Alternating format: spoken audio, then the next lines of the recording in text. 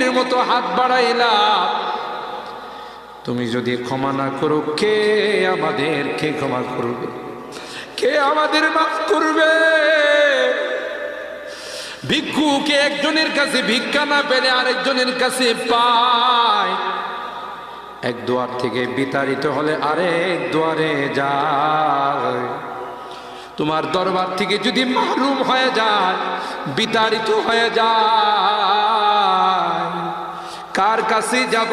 কে আমাদেরকে ক্ষমা করবে?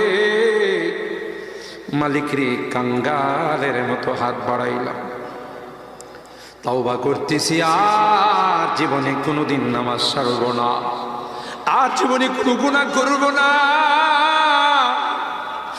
আর জীবনে কোনোদিন বেপরদায় চলব না, আর কোনোদিন সুদী লেনদেন করব না।